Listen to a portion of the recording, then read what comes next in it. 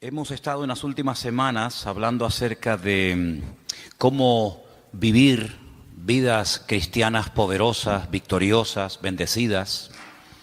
Y como hemos venido diciendo, esto no es una especie de suerte, de lotería, ¿no? Que a unos les toca y a otros pobrecitos que no hay manera.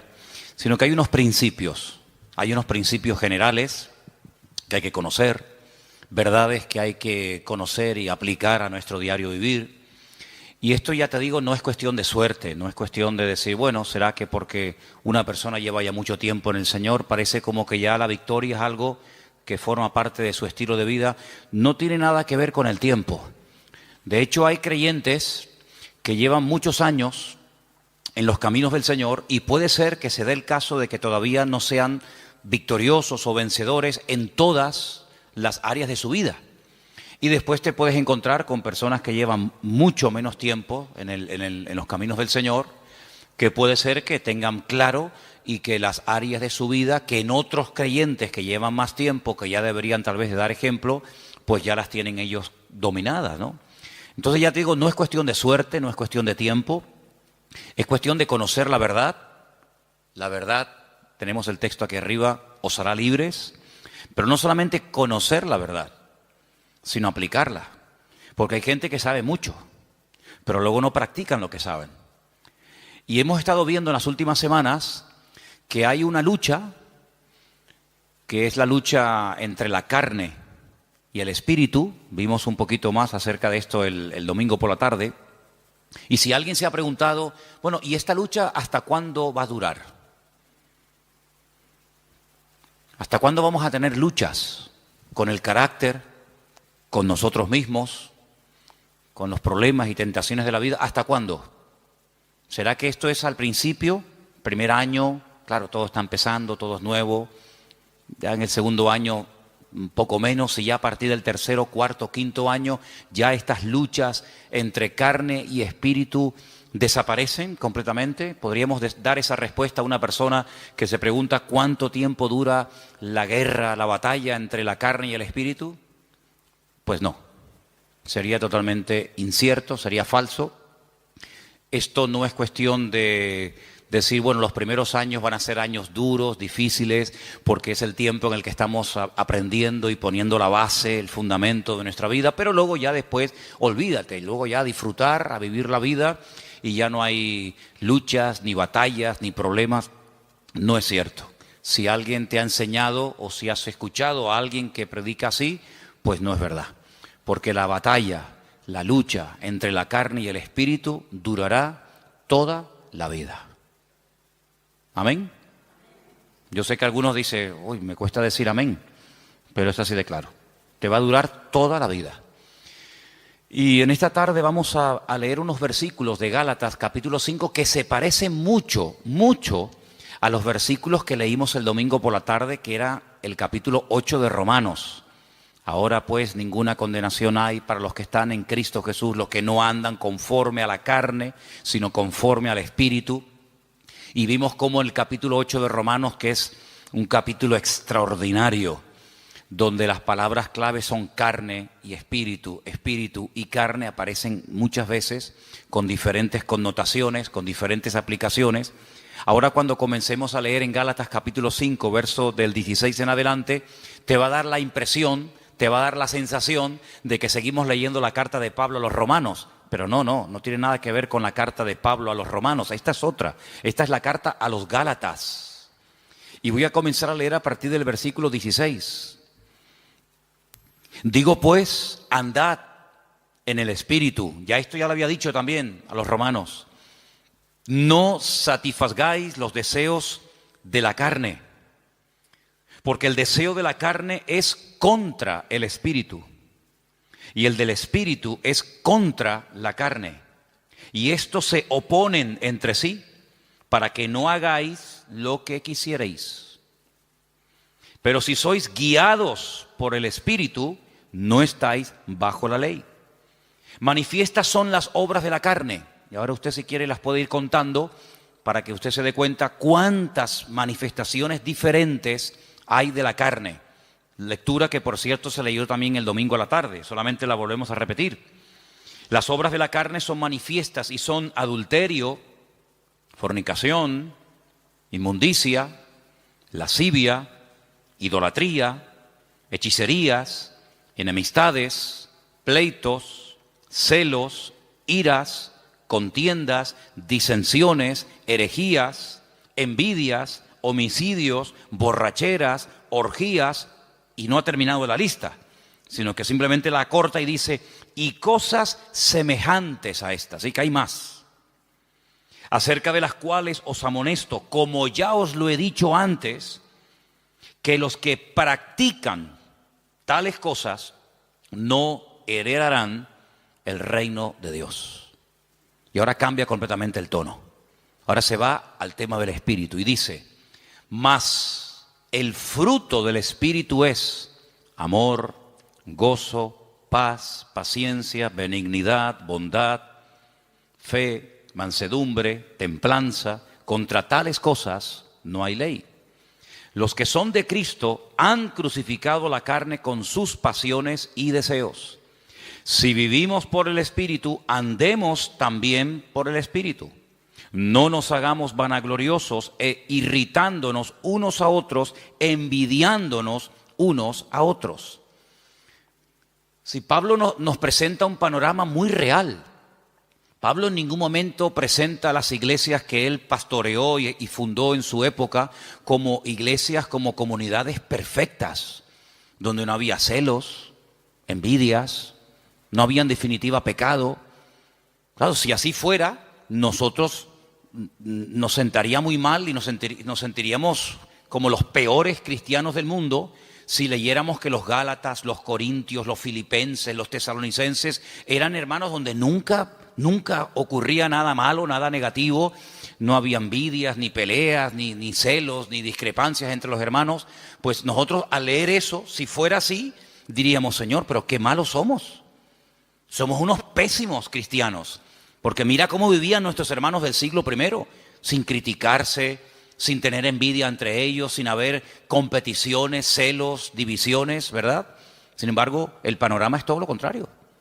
Es todo lo contrario.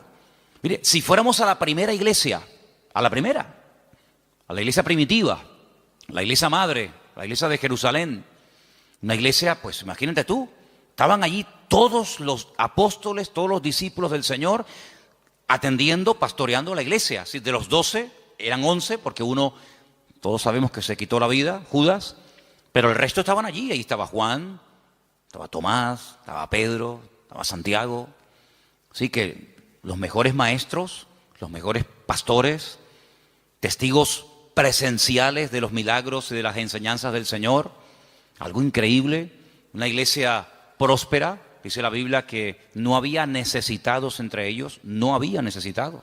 No había gente de clase alta, de clase baja, gente con un poder adquisitivo tremendo, gente que los pobrecitos no tenían ni para comer. Dice que entre ellos no había necesitados. ¿Y cómo solucionaban este problema?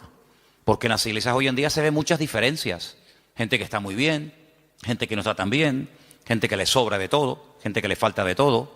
Pues ¿cómo es posible que en aquellos tiempos el Señor diga, y está escrito, y eso ha sido inspirado por el Espíritu, lo cual no es ninguna exageración ni mentira, que en la iglesia no había ningún necesitado?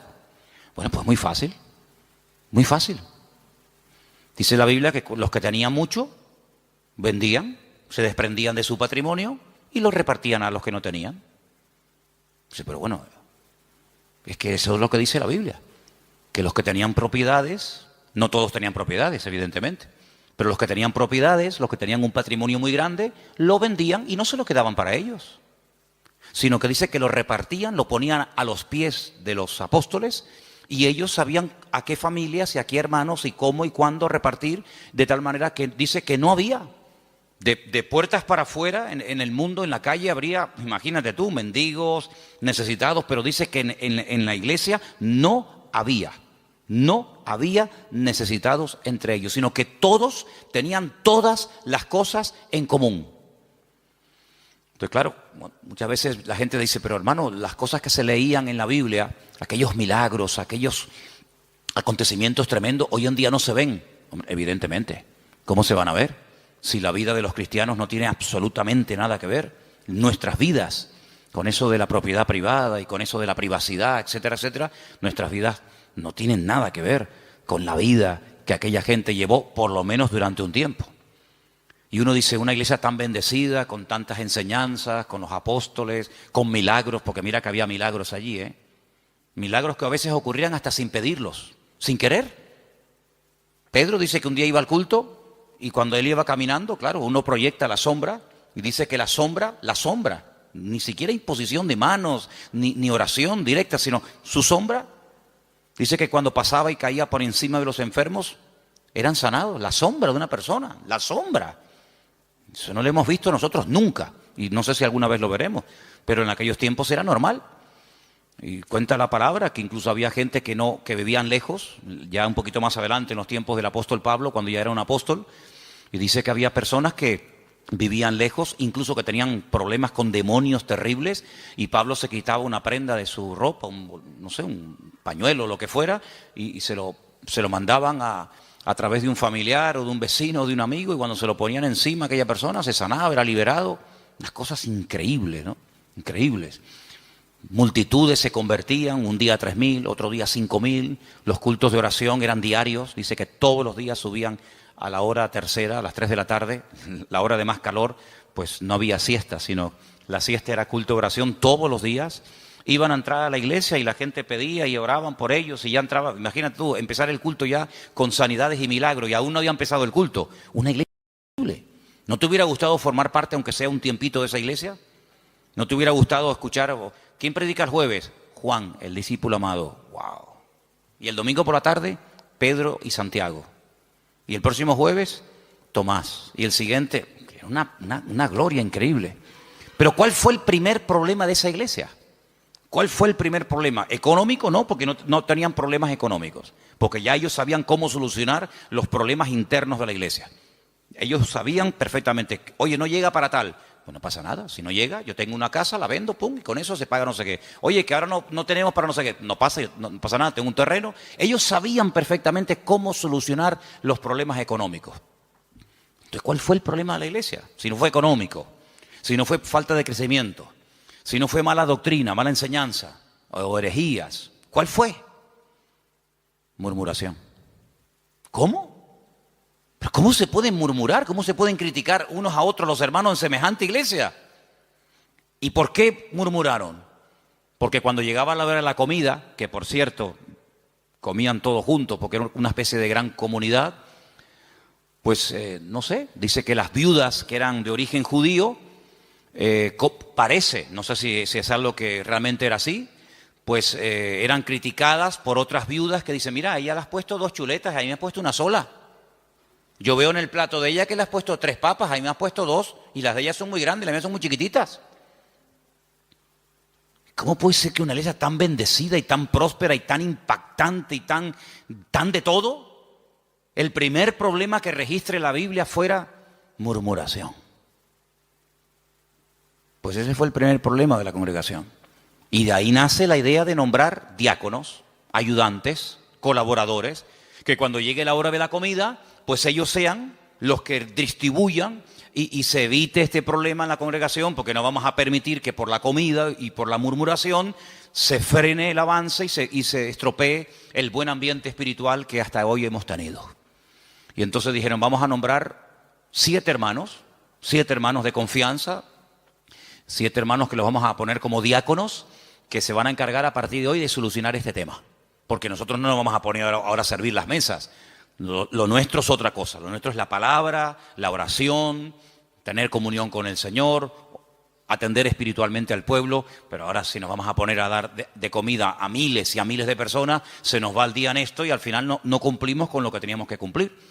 Pero claro, pusieron unos requisitos. Dice que tenían que ser hombres llenos del Espíritu Santo, de fe y de buen testimonio y sabiduría, para servir las mesas. Pues si eso eran los requisitos de los diáconos, ¿cómo tenían que ser los apóstoles y los pastores en aquella época? Yo creo que muchos de los que somos pastores hoy en día no podríamos ser ni diáconos en la iglesia primitiva, porque ponían el listón tan alto, era algo tan elevado que pedían para que una persona pudiera atender las mesas, que tú imagínate lo que tenían que pedir para ser pastor. algo realmente increíble.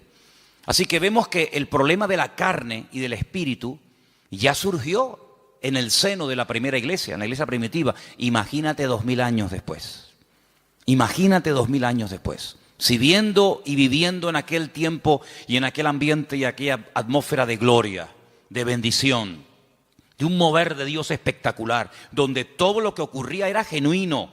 Las cifras que se dan no son aumentadas, no se estiran las cifras. Bueno, eran 200 los que se convirtieron, pero tú pones ahí 5000. No. Todo era genuino, los milagros eran genuinos, las sanidades eran genuinas. Todo lo que ocurría era genuino, no eran cifras evangelásticas. Eran cifras genuinas, milagros realmente del Señor.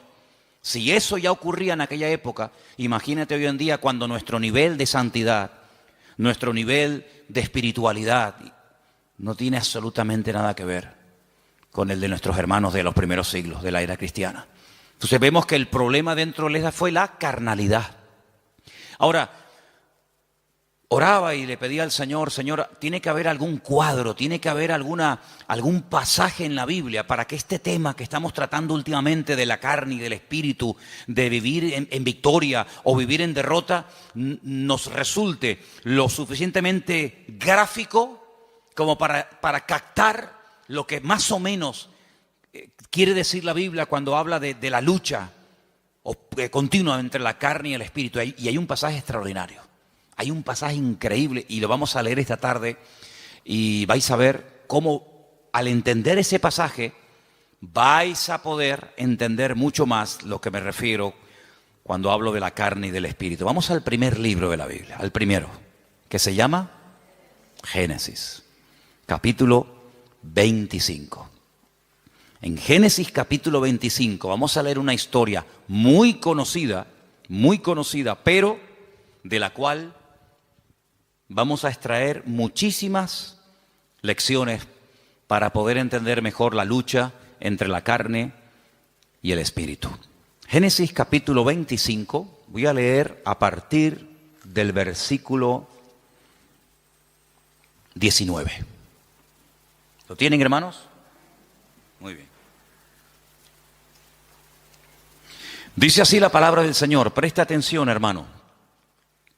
Estos son los descendientes de Isaac, hijo de Abraham. Abraham engendró a Isaac.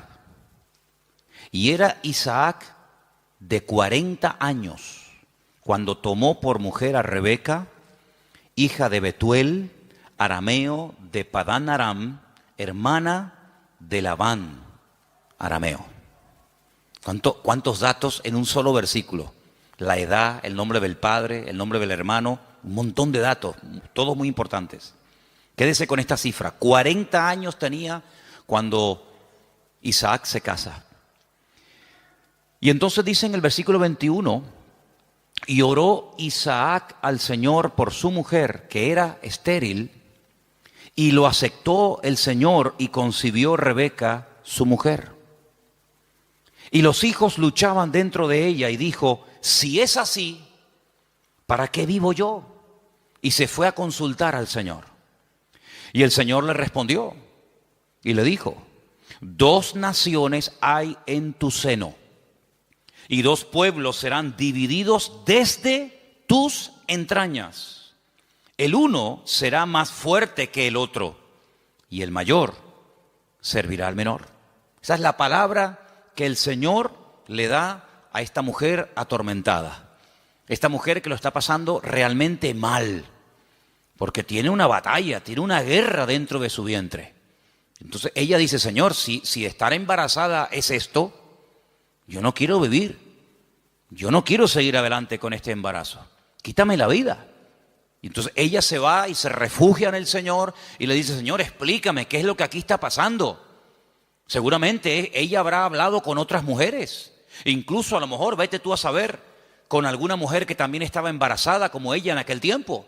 Y seguramente alguna le habrá dicho, oye, pues yo no sé, yo no te entiendo porque a mí no me está pasando nada de lo que tú estás diciendo. Entonces ella cuando se va a consultar con el Señor no es porque está un poquito mareada y tiene vómitos por la mañana temprano cuando se levanta y pierde el equilibrio y está cansada. No, ella está harta. Ella lo está pasando francamente mal. Pero va a consultar, va a buscar palabra de Dios. No va a quejarse, no va puerta por puerta, sino que ella va al único que le puede decir qué es lo que está pasando. Ella va al Señor y desahoga su alma delante del Señor, y el Señor le habla y le da una palabra tremenda. Mira, no llevas uno, llevas dos. Y son dos pueblos. Y están peleándose desde tu vientre. Y siempre será así. Y el mayor servirá al menor. Y entonces ya ella más o menos entiende qué es lo que está pasando. Seguimos. Versículo 24. Cuando se cumplieron los días para dar a luz, he aquí había gemelos en su vientre. Ya se lo había dicho el Señor, que había dos, no uno. Luego, aquí vemos que la primera parte de la palabra, no llevas uno, sino llevas dos, se está cumpliendo. Cuando ella vio salir uno y vio salir al otro, ella seguramente habrá recordado lo que el Señor le había dicho. Dos, llevas dos, no uno, dos. Luego, si la primera parte de la palabra se ha cumplido, prepárate porque la segunda también se va a cumplir. ¿Cuál es? Que se van a llevar como el perro y el gato. Que el mayor va a terminar sirviendo al menor. Que están divididos, enfrentados, peleados desde el vientre, ya están peleándose. Imagínate cuando sean grandes. Entonces dice en el versículo 25 que salió el primero. Dice rubio, ahora hablaremos acerca de eso. Y era todo velludo, como una pelliza. Y llamaron su nombre Esaú. Fíjate que en el versículo 25 dice, y salió el primero. Ahora tendría que decir el siguiente versículo, y salió el segundo, ¿sí o no? Pues no dice eso. Cuando sale Esaú dice, salió el primero, pero cuando sale el otro hermano, dice el versículo 26, después, no dice el segundo, dice después. Salió su hermano, trabada su mano al calcañar de Esaú, y fue llamado su nombre Jacob. Y era Isaac de edad de 60 años cuando ella los dio a luz. Yo les dije que en el versículo 20 dice cuántos años tenía cuando se casó. 40. Y al final del versículo 26 dice cuántos años tenía cuando fueron padres. 60. Es decir, que durante 20 años intentaron ser padres y no pasaba nada. Dice la Biblia que ella era estéril. Pero Isaac sabía perfectamente que para Dios no hay nada imposible. Porque Isaac es el resultado de una oración de fe y de una intervención sobrenatural de Dios sobre su madre. Porque ustedes saben que los padres de Isaac fueron Abraham y Sara. Y la Biblia dice que eran gente muy mayor. Ella era de 90 y él de 100 años, tú imagínate. Y para colmo, ella también dice la Biblia que era estéril. Luego, humanamente hablando, entre la edad y el tema de la esterilidad, imposible. Pero él vive. Él sabe que su madre fue sanada cuando su padre oró por ella. Luego, ahora otra vez, se repite por segunda vez en una mujer, en una matriarca, el mismo problema que Sara, es estéril. Y se volverá a repetir en la siguiente generación, en Raquel, sabemos, ¿no? Era Sara, era Rebeca y era Raquel. 3 generaciones seguidas de mujeres estériles, pero mujeres sanadas por el poder de Dios. Una generación le daba ejemplo a la otra y la otra a la otra y así sucesivamente. Se pasaban la fe de unos a otros. Por eso dice que era la fe de Abraham, la fe de Isaac, la fe de Jacob, el Dios de uno, el Dios de otro, ¿verdad? No se aprendían cosas en una primera generación y luego no llegaban esa segunda y se terminaba diluyendo la bendición, sino que la bendición iba de menos a más. Date cuenta que, por ejemplo, Abraham ora, Dios sana a su esposa y tiene 1. El hijo nace y ora por su esposa y tiene 2. Y nace el tercero, que sería el nieto, en este caso el hijo de Isaac, y en vez de 2, tiene 12 varones y una hembra. Luego la bendición siempre va de menos a más. Ahora, fíjate qué curioso, 40 años tenía cuando se casó, 60 cuando fue padre. Quiere decir que durante 20 años Durante 20 años no hay registro en la palabra de que Isaac orara por este tema. Esta es la primera vez que encontramos a Isaac orando por un tema familiar. Esta es la primera vez que la Biblia dice que Isaac se paró y dice, lo hemos leído en el versículo 21, Isaac oró al Señor. Si ustedes leen antes de este versículo, en capítulos anteriores, no dice absolutamente nada. Luego, durante 2 décadas, durante 20 largos años, aquí no pasaba nada. Hasta que Isaac, el cabeza del hogar, se para y dice, aquí hay que orar. Pero el texto que estamos leyendo esta tarde, me llama mucho la atención porque cuando dice en el versículo 21, y oró, esa palabra, vayetar, significa oró insistentemente, porfiadamente. No oró de una forma superficial. Bueno, Señor, tú sabes que queremos ser Padre, ayúdanos en tu nombre, amén. Venga, vamos a hacer otra cosa. Sino que él se metió en serio con Dios. Él dijo, aquí hay un problema.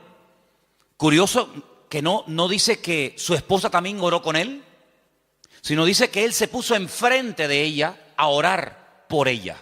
Eso es muy curioso. Él tomó autoridad y dijo, bueno, a lo mejor tú ya te has resignado a no ser madre. Pero dice que él se paró frente a ella y él oró fervientemente. Bueno, por ahí hay un versículo en Santiago que dice que la oración del justo puede mucho. No dice así, me equivoqué, perdón. La oración eficaz del justo puede mucho. Corregí porque no es lo mismo decir que la oración del justo puede mucho que decir que la oración eficaz del justo puede mucho. Si quitamos la palabra eficaz, da a entender como que todo lo que oramos resulta con éxito, y no es así. Es la oración eficaz. Algún día hablaremos de cómo se arma, cómo se construye, cómo se hace una oración eficaz. Porque hay gente que dice, es que yo oro y yo no veo resultados. Y yo pido, pero llevo 20 años y yo no veo. Entonces la Biblia dice, es la oración eficaz. Porque hay oraciones que no son eficaces. Son oraciones, pero no son eficaces. Y una vez conté aquí que Alejandro Magno tenía en su guardia personal un grupo, creo que eran como de 400 y pico mujeres, que la llamaban las amazonas, que eran mujeres que se cortaban un pecho, amazonas, con un solo pecho, se quitaban un seno, porque eran las mujeres que tenían que protegerlo a él, era su guardia pretoriana, por decirlo de alguna manera, era su seguridad privada, personal, y las mujeres, lógicamente, al tener pecho, pues no se puede pegar el arco como un hombre se lo puede pegar y de esa manera apuntar, sino que al no poderse pegar el arco, la flecha no sale como tiene que salir. Entonces se sacrificaban por su rey, se cortaban un seno, pues se llama amazonas, con un solo seno, y de esa manera, donde ponían la flecha, o donde ponían el ojo, ponían la flecha. Entonces eran personas que se sacrificaban, se amputaban un miembro de su cuerpo con tal de cumplir con su cometido. Bueno, el Señor dijo una vez que si tu ojo te produce problemas, que te lo arranque. O si tu problema no está en los ojos, sino en las manos, pues arráncatela o córtatela. Porque mejor es entrar tuerto, ¿no? Se dice tuerto, ¿no? Mejor es entrar con una sola mano que no entrar. Entonces, si hay algún miembro de tu cuerpo que te está causando problemas, pues ya sabes lo que tienes que hacer. Si lo quieres tomar simbólicamente o lo quieres tomar literalmente, tú verás. Pero tú tienes la responsabilidad de cortar, de quitar de tu vida todo aquello que te está impidiendo obtener resultados. Sea mano, sea ojo, sea televisión, sea internet, sea móvil, sea amigo, sea novia, sea novio, sea vecino, sea vecina, sea perro, sea coche, sea moto, sea deporte, sea lo que sea, sea lo que sea. Cuando hablamos de acerca del ojo, no es que necesariamente me voy a arrancar el ojo, porque puedo seguir viendo por el otro. Entonces, estamos en la misma. Sino es todo lo que entra, porque dice la Biblia en Eclesiastés, cuando describe el cuerpo humano, ustedes saben que hay una descripción del cuerpo humano desde la cabeza hasta la coronilla, desde la coronilla hasta la planta de los pies. Cuando él llega a la parte de la visión, él dice que son las ventanas. Las ventanas. Y el Señor dijo, si tu ojo es bueno, si lo que tú ves, si lo que entra por las ventanas es bueno, todo tu cuerpo estará lleno de luz. Pero si tú abres la ventana, que son los ojos son las ventanas del alma. Con el alma tú la alimentas con lo que ves. La carne se alimenta con lo que ves. De hecho, lo que ves es lo que después la carne desea. Entonces, de ahí viene el refrán, ojos que no ven, corazón que no siente, ¿verdad? Entonces, cuando tú tienes las ventanas abiertas, pues tienes que saber seleccionar, porque hay cosas que mejor no verlas. Exactamente es con la mano. La mano es, digamos, el miembro que habla acerca de lo que hacemos. Los ojos lo que miramos, lo que deseamos, lo que anhelamos, donde ponemos la visión, que después nos lleva a la acción, de la visión a la acción. Pero la mano representa la acción en sí misma. Hacemos con las manos. Cristo sanaba a los enfermos con las manos, tocaba a los enfermos, multiplicaba los panes y los peces. Las manos son, digamos, el medio, hablando de una forma simbólica de lo que hacemos, de lo que ejecutamos. Entonces, si lo que estás haciendo o lo que estás viendo, lo que está entrando en definitiva en tu mente y lo que posteriormente sale te está causando problemas, tienes que tomar medidas preventivas primero. Si ya no funcionan las medidas preventivas, entonces otro tipo de medidas, pero lo que no puede ser es que la carne esté superando la vida en el espíritu, porque dice la Biblia que los que viven en la carne no pueden agradar a Dios. Y los que son guiados según la carne van a la muerte, a la destrucción.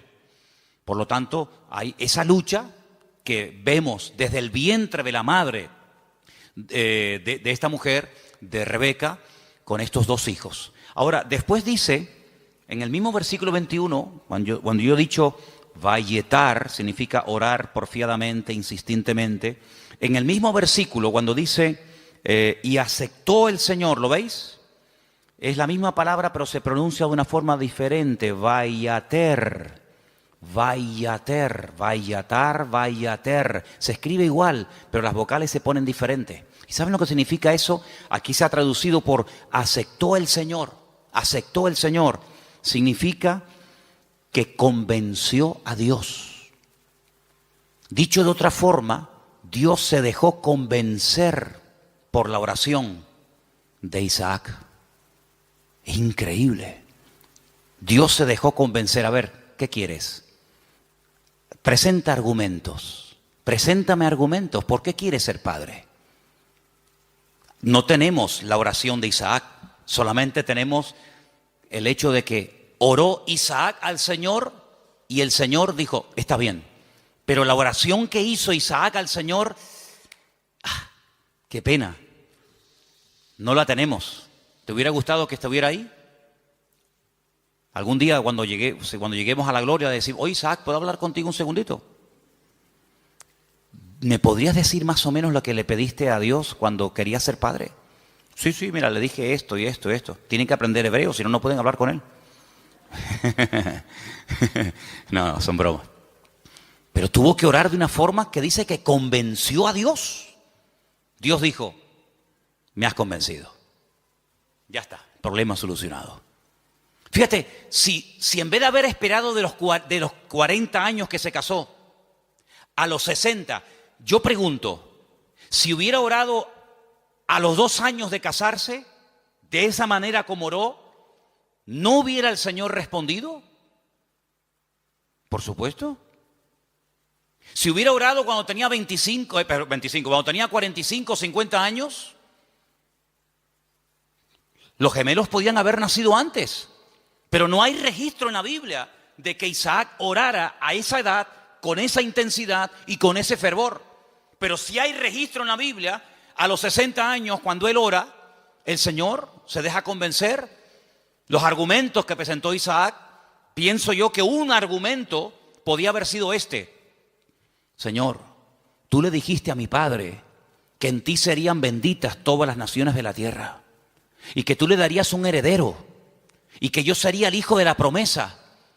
Pero Señor, cuando yo me muera, mi padre vio en mí el cumplimiento de la palabra. Yo soy el hijo de la promesa. Por eso me pusieron Isaac, que significa ríanse, gócense, alégrense. Estaba todo cerrado, estaba todo opuesto. la esterilidad de la madre, la vejez del padre, imposible. Pero ríanse, Isaac, yo soy el hijo de la promesa, pero ¿y cuando yo me muera? Se acabó la risa, se acabó la alegría. Cuando yo y mi mujer nos muramos, ya no hay continuidad. La bendición nació y murió con nosotros. ¿Cómo puede ser esto? Señor, dame hijos para que siga la bendición.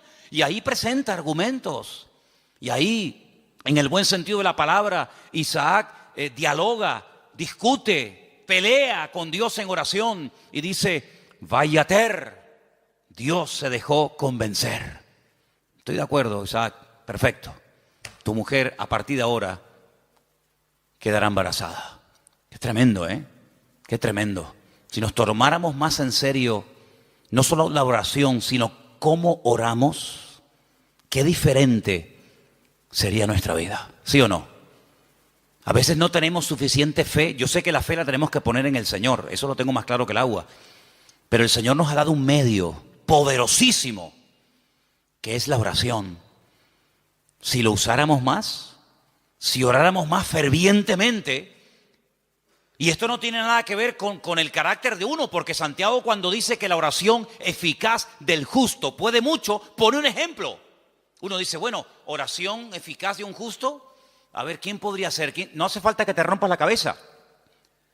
Santiago dice, Elías era un hombre, dice, sujeto a pasiones semejantes a las nuestras.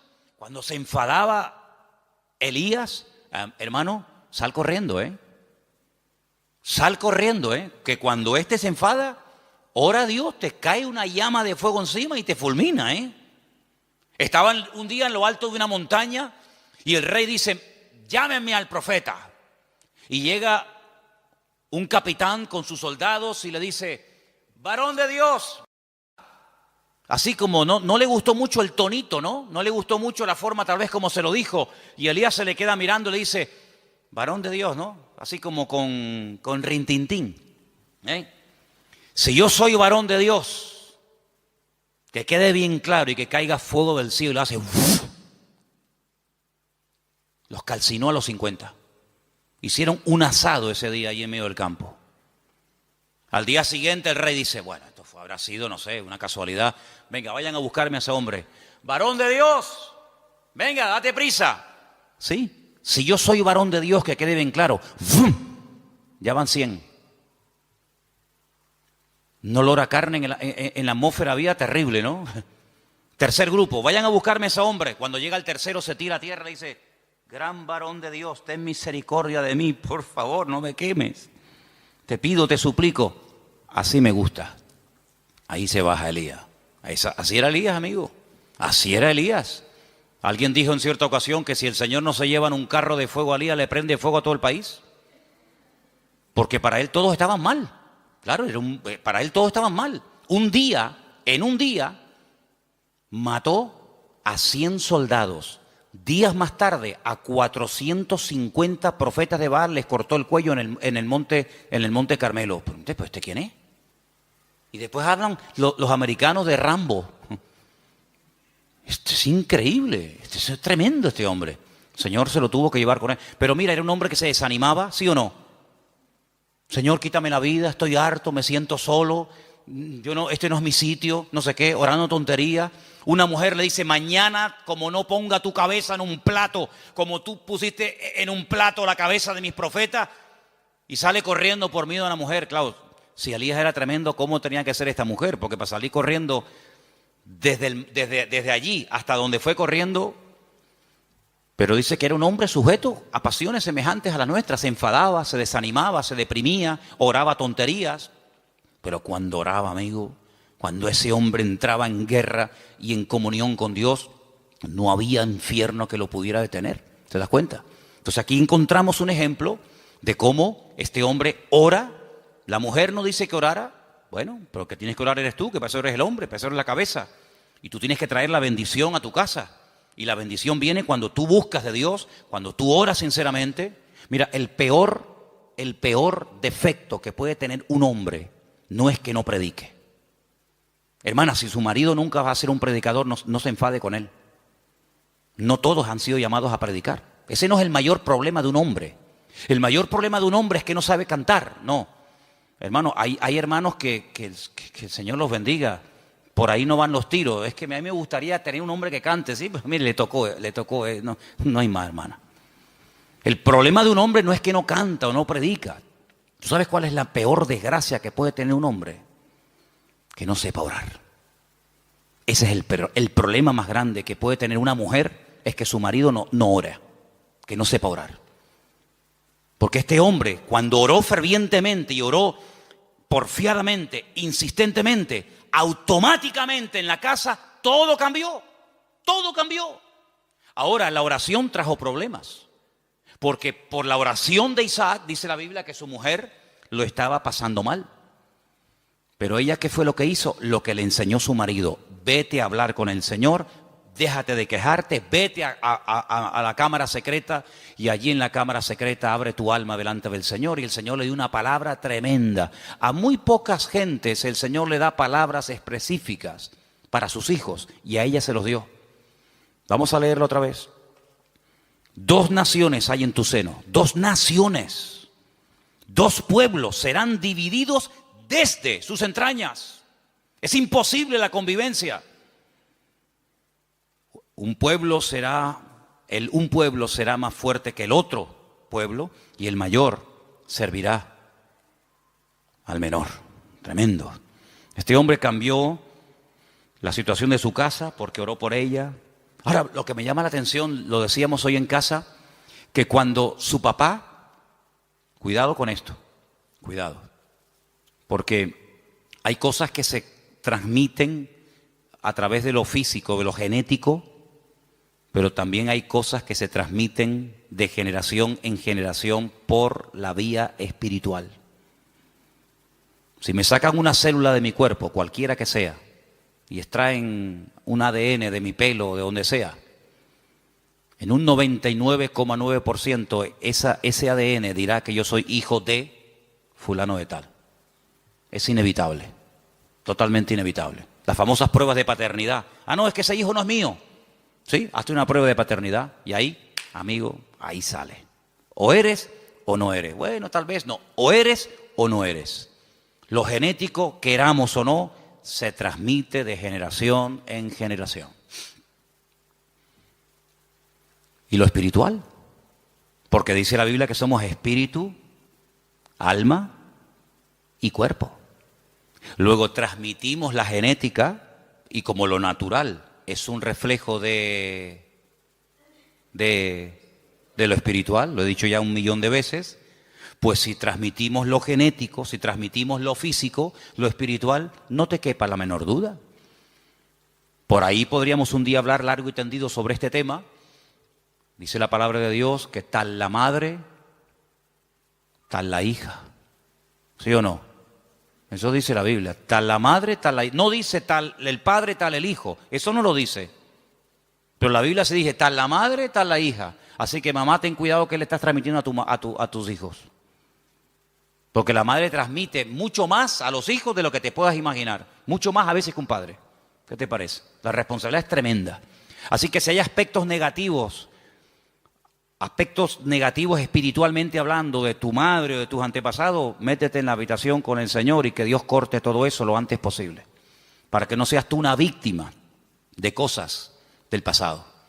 Aunque un día hablaremos más detenidamente sobre todo esto. Pero lo que quiero decir con todo esto es que él no tomó una sierva. Él podía haber dicho, bueno, ¿qué hizo mi padre cuando oró y no venía yo, vaya, no nacía yo? ¿Qué hizo mi padre?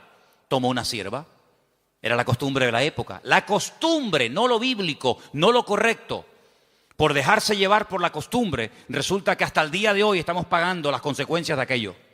Porque no fue una palabra dada por el Señor como ahora el Señor le está diciendo a Rebeca lo que le está pasando, sino que fue una costumbre.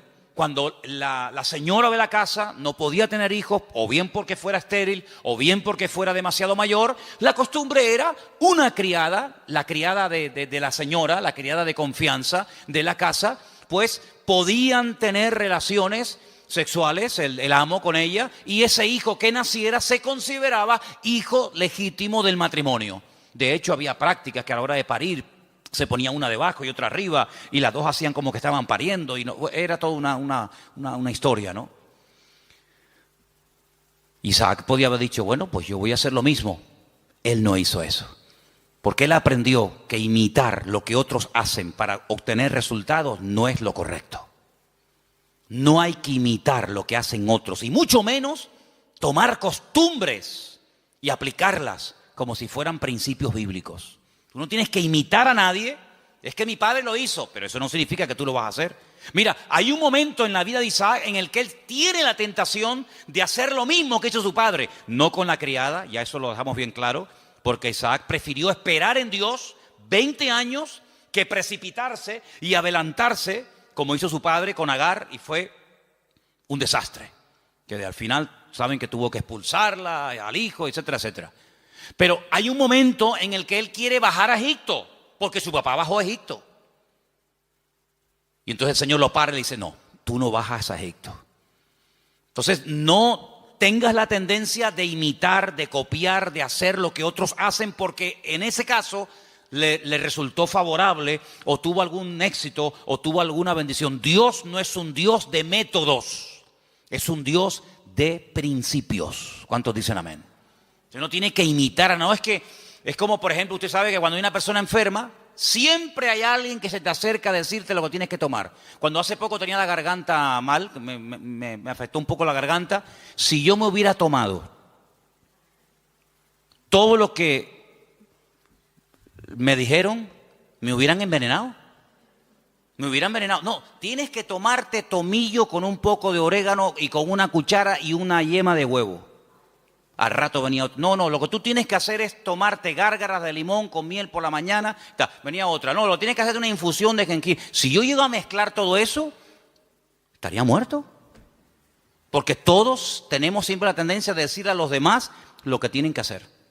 Y aquí vemos algo muy importante. Isaac dijo, mi padre hizo mal. Hizo mal. Pero yo no voy a imitar a mi padre. Yo voy a orar al Señor, y aunque seguramente Isaac tenía muchas criadas y muchas siervas, yo no voy a hacer eso. Y eso se lo transmitió a su mujer, de tal manera que ella, cuando está mal, lo que hace es lo que su marido le ha enseñado. Vete a orar y el Señor te dirá lo que tienes que hacer. ¿Cuántos dicen amén? Tremendo, este pasaje me gusta muchísimo.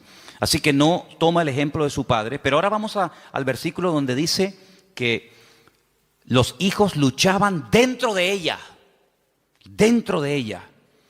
Hay otra versión que dice se agitaban. Hay una palabra un poquito extraña en hebreo que es vayitrosasú, algo así, que viene de la raíz ratz, que significa correr, destrozar, aplastar.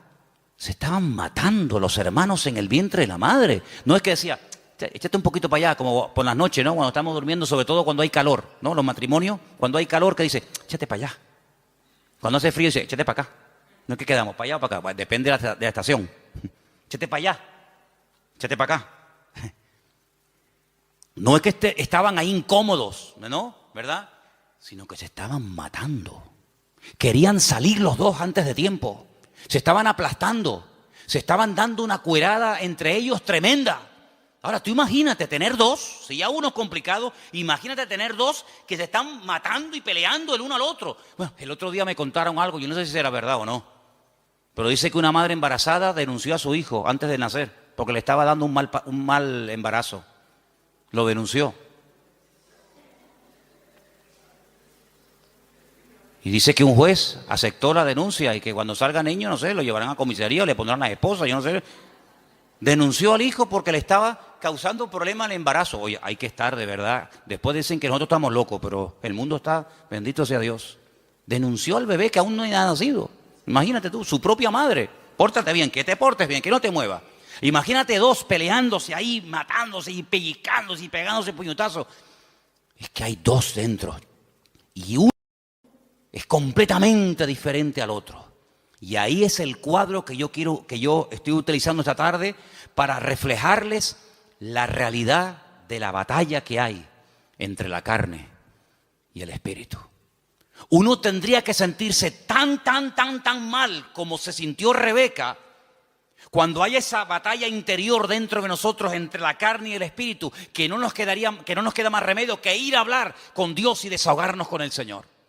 Ella no dijo, bueno, esto es normal, sino cuando en nosotros hay esa guerra, como decía Pablo, Romanos capítulo 7, léanlo, es un capítulo tremendo. Pablo abre su corazón, Pablo se quita la careta y dice, hermanos, lo que quiero hacer no lo estoy haciendo. A veces hago cosas que no quiero hacer. Miserable de mí, ¿quién me librará de este cuerpo de muerte? Lo que quiero hacer no lo hago, hago lo que no quiero y hay una ley dentro de mí. No le eche la culpa a fulano, a mengano. Hay una ley, hay algo dentro de mí. Es esa ley que la carne se rebela contra el espíritu contra la carne, igual que Jacob y Esaú, que se mataban y se pegaban el uno al otro.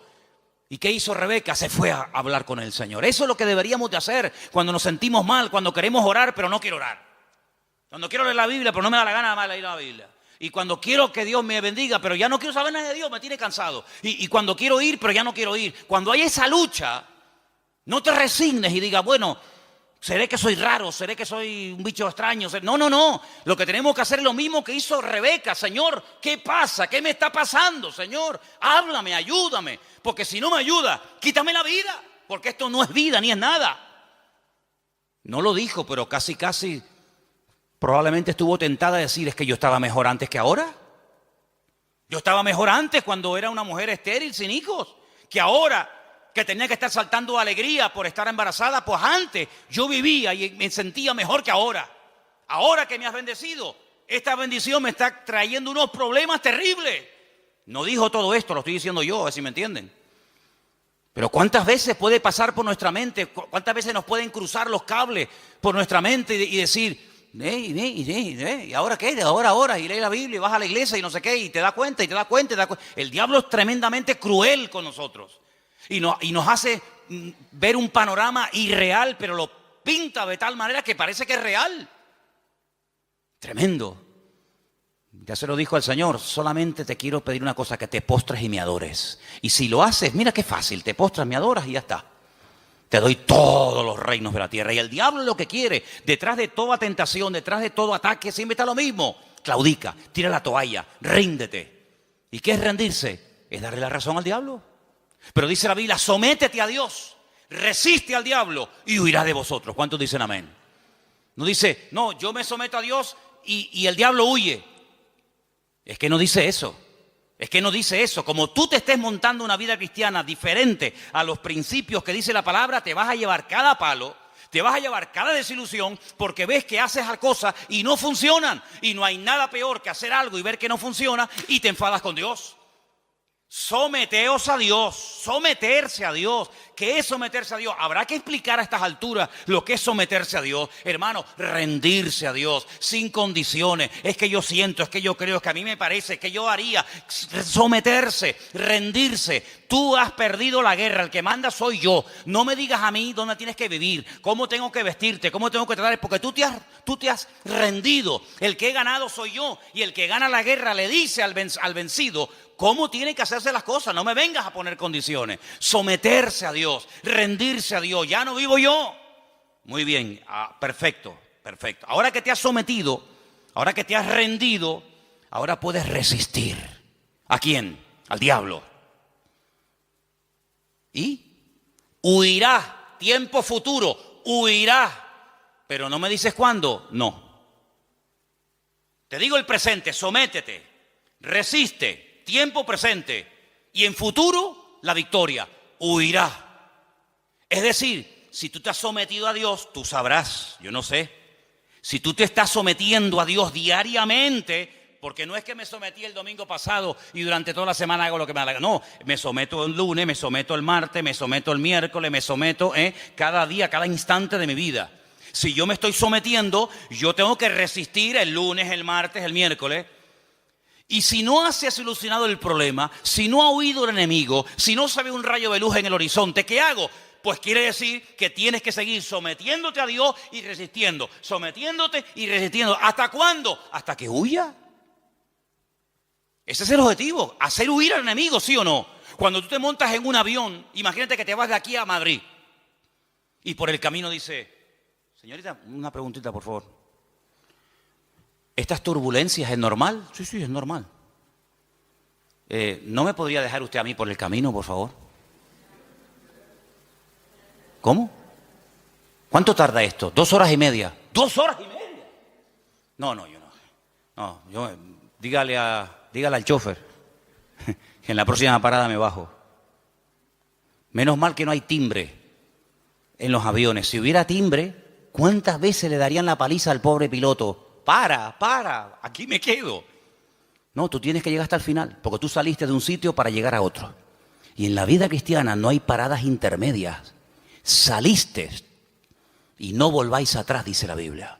El Señor le dijo al pueblo de Israel, no hagan otra vez nunca este camino de vuelta. Yo los he sacado de allí para llevarlos a la tierra de prometida, la tierra que fluye leche y miel. No se les ocurra nunca más, ni a ustedes, ni a vuestros descendientes, hacer el camino de vuelta a Egipto. Porque no hay marcha atrás.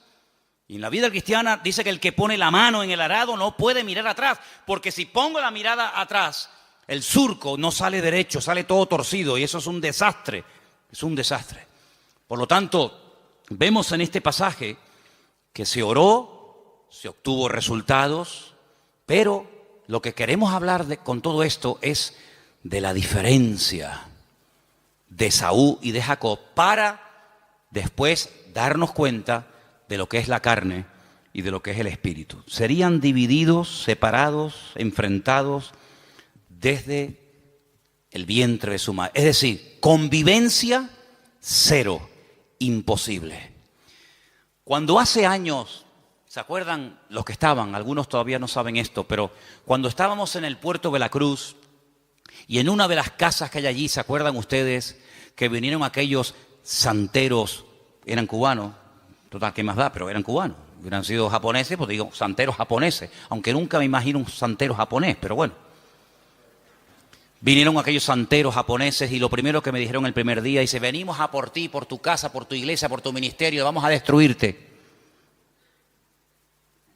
Ya. Yo miré así para que no hubiera ningún hermano y me escuchara. Porque algunos cuando a lo mejor vieron a Cristo volcar las mesas y se sacó el cinturón, dijeron, ¡ah! El Señor se enfadó. Sí, se enfadó, porque hay momentos para enfadarse. Entonces el Señor volcó las mesas y lo volcó correctamente. No se equivocó. ¿Ustedes creen que se equivocó el Señor? Lo hizo todo perfecto. Pues yo le dije a aquello, digo, ay amigo, ustedes no saben dónde han caído. Y una serie de cosas más. Entramos en guerra. Claro, entramos en guerra. Mataron palomas. Me iba por las mañanas allí, tenían todo el patio lleno de huevos, de plumas, de sangre, un pavo degollado, velas negras, cocos, no sé qué. Y yo digo, tú sigue haciendo lo que quieras. Sí, haz lo que quieras. Como si quieres matar una piara de cochinos aquí en el patio, me da exactamente igual. Y el Señor me dio una palabra orando una noche en el muro allí en Jerusalén. Y me dijo, de aquí a poco se irán y no los verás nunca más. Mirarás y el malo ya no estará. Y nunca más lo verás. ¿Qué te parece? Entramos en guerra, se fueron, no como vinieron. Cuando alguien viene a hacerte daño no se va igual que como vino. No. En el mundo espiritual no. En el mundo puede ser. Pero en el mundo espiritual, cuando alguien viene a hacerte daño no se va igual que cuando vino. Se va peor. Se va dividido. Dice, por un camino viene y por 7 se marchan. Sí, la reacción a nuestro favor siempre es en contra del enemigo, evidentemente. Y llegó un día en el que yo dije, ya está, se acabó. Uno de ellos me llamó. Me llamó aparte y me dice, ¿puedo hablar con usted? Ya cuando a mí me hablan de usted, yo digo, qué curioso. Ya me habló de usted. Y me dice, ¿por qué no llegamos a una convivencia? Así me dijo, esa fue su palabra. ¿Por qué no llegamos a una convivencia? Y le dije, jamás en mi vida, por encima de mi cabeza, yo jamás conviviré con ustedes. Hijos del diablo, les dije. Que vienen aquí ustedes a hacer daño. Convivencia en absoluto. La única convivencia que hay es que ustedes quemen toda esa basura, lleguen adentro de la iglesia, se conviertan y le pidan perdón a Dios por lo que están haciendo. Se fue, imagínate tú, como un saltaperico. ¿Qué te parece, amigo? Convivencia, principio del fin. ¿Ya quieren convivir? Pues ya saben que no pueden, vamos a convivir. No habrá nunca convivencia entre Esaú y Jacob, jamás. Es más, la debilidad y la derrota de uno fortalece y le da la victoria al otro. No pueden estar los dos como cabeza. Cuando uno está como cabeza, el otro tiene que estar como cola. Y cuando el otro está como cola, el otro está como cabeza. Es algo antagónico, no pueden estar los dos en la cúspide de la pirámide. O uno está arriba o el otro está abajo. De hecho, cuando uno está arriba es porque se ha fortalecido con la debilidad del otro. Y cuando el otro está abajo es porque su fortaleza la ha perdido y la ha tomado el otro que le ha vencido. Eso es así en el mundo espiritual. No puede haber convivencia entre la luz y las tinieblas. Donde hay luz, no hay tinieblas. Y donde hay tinieblas es porque hay ausencia de luz. Pablo utiliza todo esto y dice, hermanos, qué común unión puede haber entre Satanás y Cristo. ¿Qué común unión puede haber entre la luz y las tinieblas, entre un inconverso y un creyente? Ninguna. Por eso dice, no se unan. El mundo quiere unirse, claro. Para el enemigo eres atractivo, para el enemigo eres un trofeo de guerra. Pero le dice el Señor al creyente, no al inconverso. Al creyente dice, no te unas. Él querrá unirse contigo. Hay gente del mundo que se enamoran de chicas cristianas. Hay chicos de la calle que se enamoran de chicas y los del mundo claro, porque tienen un atractivo, tienen una gracia de Dios. Pero tú enamorarte de uno del mundo, ¿estás loco o qué? Es convertirte en tinieblas siendo luz, amigo. Es increíble. No hay ningún tipo de convivencia y por eso lo que el Señor le está diciendo a esta mujer, a Rebeca, es que no habrá convivencia ni dentro ni fuera, ni cuando son chicos ni cuando son grandes. Y cuando los dos nacieron, dice la Biblia que uno era de una manera y otro era de otra. Es decir, natural reflejaba lo distinto que eran el uno del otro. Y eso es lo que tenemos que tener en cuenta para darnos cuenta de que vivir en la carne es totalmente opuesto a vivir en el espíritu. Y no he terminado, mira todos los apuntes que tengo aquí apuntes para una semana, pero quiero terminar diciendo algo, escúcheme bien. Si alguien se pregunta, ¿y puedo vivir un poquito en la carne y un poco en el espíritu? Por ejemplo, sábado hay culto de jóvenes, ¿no? ¿Sí o no? Bueno, pues el sábado canto, oro, alabo a Dios. El domingo también, porque hay culto, entonces tengo que portar bien. No puedo comportarme mal, ni decir palabrotas, ni... Sábado y domingo está bien, total. Pero claro, ya el lunes, el martes que no hay culto, el miércoles que no hay culto, entonces no has entendido nada. Porque no se puede convivir, no se puede vivir en la carne y en el espíritu. Hubo un hombre en la iglesia de Corinto que estaba dentro de la iglesia, dentro del cuerpo de Cristo, pero estaba viviendo en la carne. ¿Sabéis? El caso, ¿no? Dice la Biblia que el pecado que estaba cometiendo, cuando Pablo se lo comenta, dice, oye, pasa esto y esto. ¿Cómo? Dice, lo que ese hombre está haciendo, el pecado que está cometiendo, ese perverso, lo llama así la Biblia, perverso, que viene de pervertido, dice, ni los del mundo lo practican. Ni los del mundo están viviendo en tanto desorden como ese que se llama hermano, pero se ha metido dentro de la congregación y no tiene nada que ver con una vida de un cristiano. Pablo dice, yo ya lo tengo claro. Bíblicamente dice, yo ya he juzgado ese caso. Yo ya lo he juzgado. Juntaos vosotros con mi postura, con mi espíritu, con mi determinación y cogerlo y sacarlo de ahí. Entréguenselo a Satanás para que destruya la carne a ver si su espíritu se salva. Una cosa increíble. Entonces le dijeron, mira, ven para acá, aquí no puedes venir más. Te estaba acostando con la mujer de su marido, de su padre. Y el mundo espiritual tiene una característica que a veces los seres humanos hemos perdido, y es que son pacientes. Son pacientes, saben esperar. Son sigilosos como la serpiente, que están horas y horas y horas en un charco de agua colgados en un palo. Horas ahí sin moverse, no pestañean nada, esperando que pase una presa. Uno dice, vámonos ya, aquí no viene nadie. Está uno pescando, llevamos 10 minutos. Pues espérate un momento, si acabamos de llegar, vámonos ya. La serpiente está ahí esperando, 1 hora, 2 horas, hasta que... Son así, amigos. Entonces el diablo en el mundo espiritual hay esa característica de saber esperar. ¿No dice la Biblia que está como un león rugiente, buscando a quién? ¿A quién devorar? A veces no lo tiene fácil, hay que ser sincero. A veces no encuentra uno una presa fácil. Pero cuando el lobo, cuando el león, cuando el animal que va a cazar, que vive de la carne, de lo que mata, va a cazar, no ataca al primero que ve. Jamás hace eso. Se sube en un lugar alto y observa la manada. Hay 3000 ñus, 200 cebras, 400 antílopes. ¿Y a dónde ataco? ¿A dónde voy? Espera. Empiezan a observar. Uy, aquel camina raro. Empiezan a mirar. Va cojo, es mayor. Se cansa, va el último.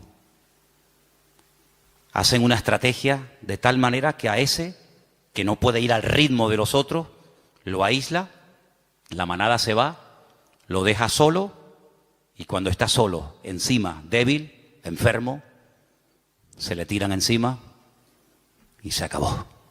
El diablo es un ladrón que viene a hurtar, a matar y a destruir. Lo que le da fuerza al diablo en un país son los carnales. Lo que le da fuerza a los demonios en una nación, en un continente, son la gente carnal. Y por eso lo que tenemos que hacer es sacudirnos de la carnalidad. Porque la próxima semana, tal vez el domingo, la segunda parte del mensaje, veremos a dónde se llegó en la relación entre hermanos. Ya era insostenible aquello. Y entonces nos damos cuenta de que Esaú, el carnal, el malo, tenía una cosa que necesitaba urgentemente Jacob para poder triunfar en la vida.